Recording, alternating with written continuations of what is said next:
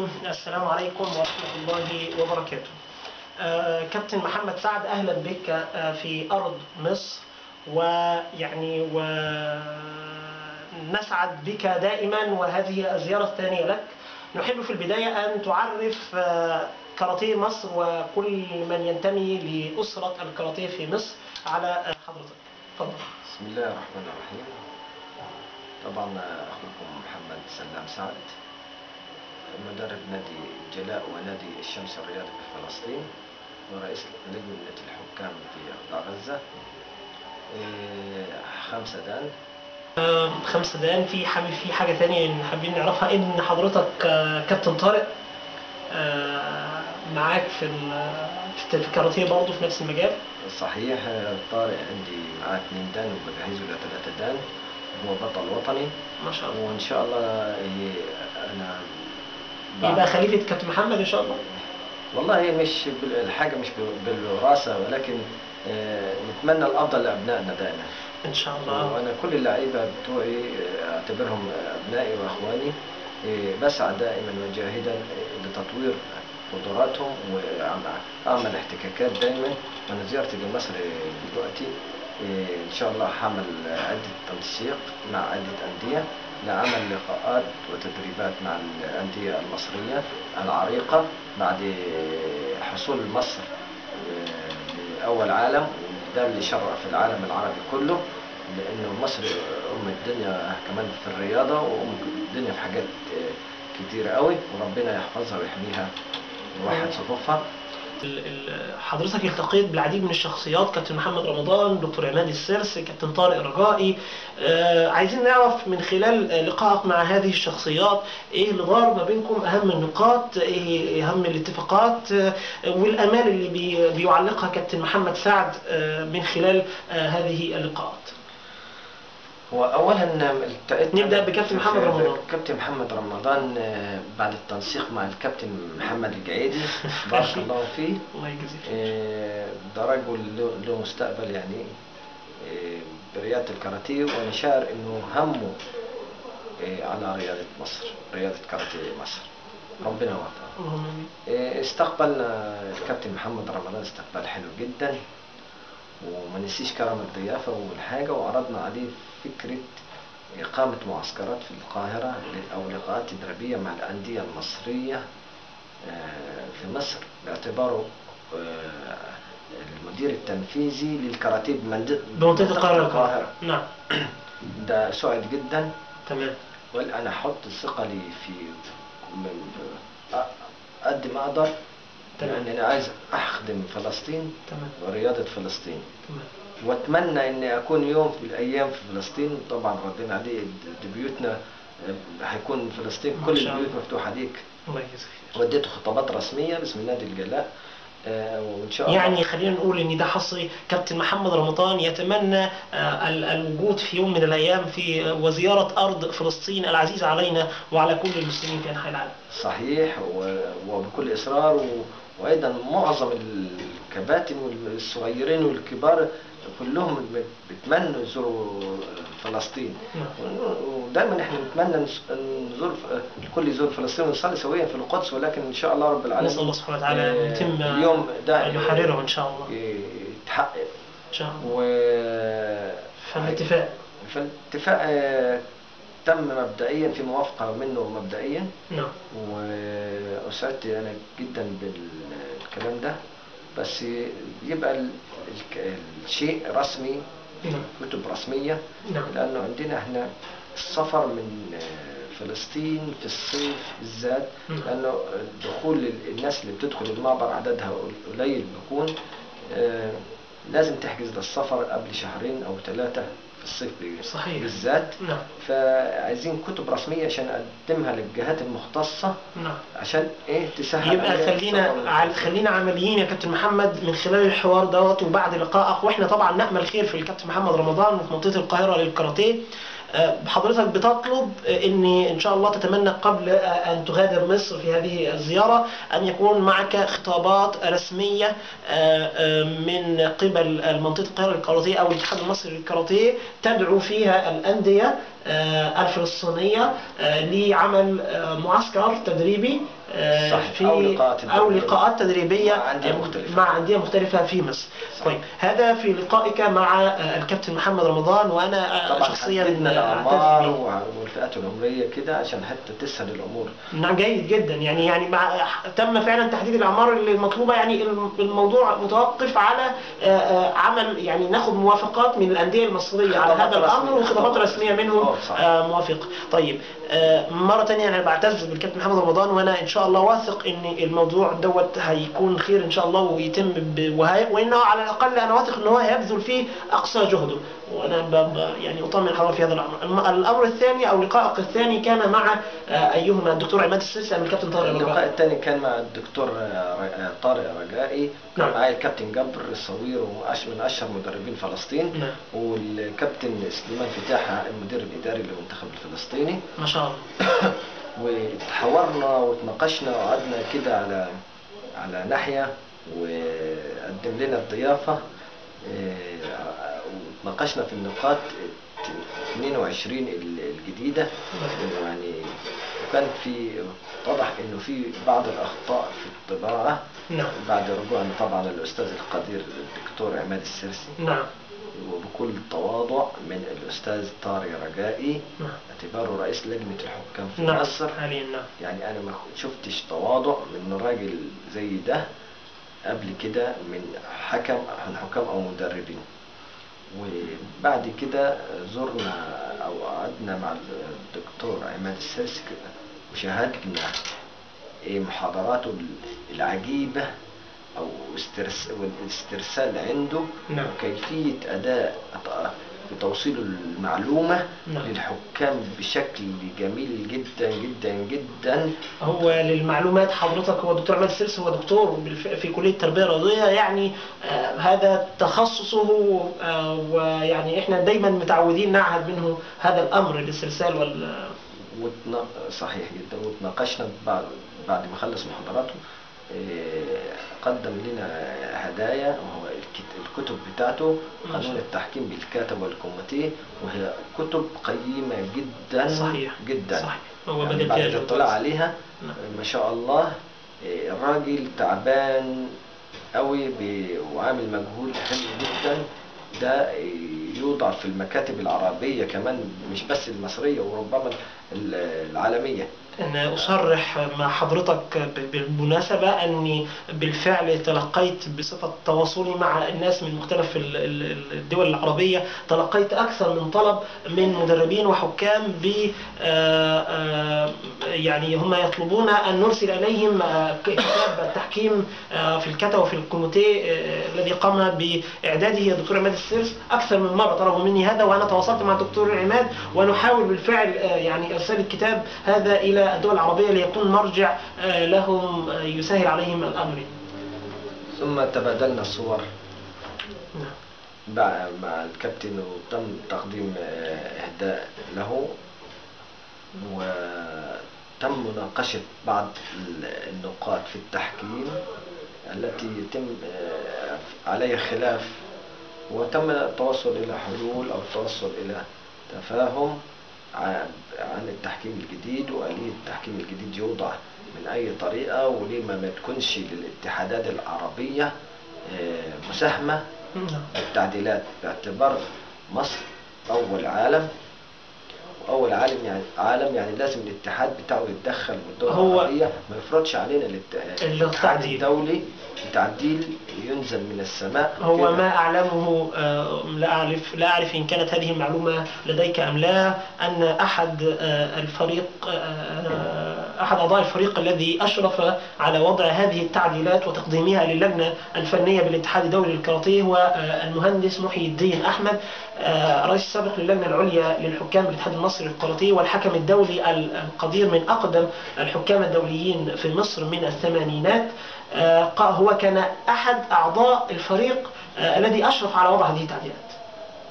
يعني هذه المعلومة مؤكدة يعني. صحيح، ولكن بعض الدول لم تعلم لم تعرف هذه المعلومة وأنت تطلب أن يكون هناك أكثر من ذلك، يعني ليس مجرد فرز واحد. مساهمة جميع الاتحادات. نعم.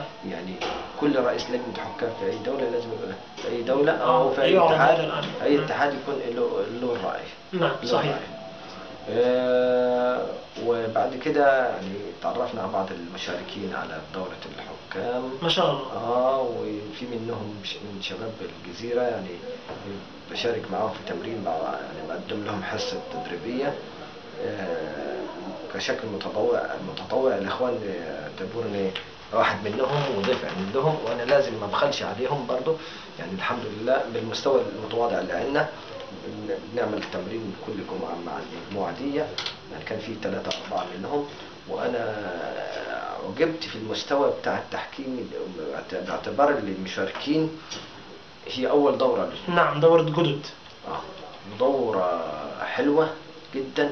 ده دليل على إنه اللي عملوا الدورة دول عباقرة. نعم. دول عباقرة اللي صنعوا حكام يساهموا في تطوير لعبة الكاراتيه. هو بالفعل يعني هي ليست مزيدة، ولكن كانت كلمة أن بما أن مصر وصلت إلى أول عالم، فالنجاح والجهد هذا يعود بفضل الله سبحانه وتعالى أولا، ثم بجهد اللاعبين ومدرب المنتخب. ولكن لا ننسى أن لولا الحكام الذين قاموا بالتحكيم في البطولات الرسمية وأخرجوا هذا الجيل من الأبطال، وكانوا هم من ساعدوا في اختيارهم لدخول منتخب مصر وتصفيات المنتخب، هم الحكام. لولا أن الحكام على دراية كافية بالقانون ويحاولون تطبيق هذا، ولولا أن لدينا كادر متميز من الحكام، لما كان هذا الإنجاز. وليست هذه مزايدة، ولا تقولون لأنني حكم أقول هذا، ولكن تشاركني أن هذه هي الحقيقة. أكيد لاعب الكاراتيه أو الكاراتيه هي اللاعب والحكم والمدرب وولي الأمر والإداري، الكل يصنع والكل يشارك، والنجاح في النهاية للجميع. النجاح للجميع، ونعتبر اللي حوالين اللاعب كله جند مجهول سعى لتطوير رياضة الكاراتيه سواء وطنية أو سواء عربية أو عالمية، وربنا يوفق الجميع ووحد صفوفنا. كابتن محمد، حضرتك في خلال اللقاء عرفتنا ان انت التقيت بمجموعة من الشباب الموجودين من مدربين ولاعيبة كاراتيه في مصر. عرفنا عليهم وايه اهم الامور اللي دارت ما بينهم. والله السيارة اللي فاتت اتعرفت على جزء منهم مدربين كبار، مثلا كابتن سيد نصر وممدوح سالم والكابتن محمد الجريدي والكابتن سيد. انت التقيت كابتن سيد نصر المرة اللي فاتت؟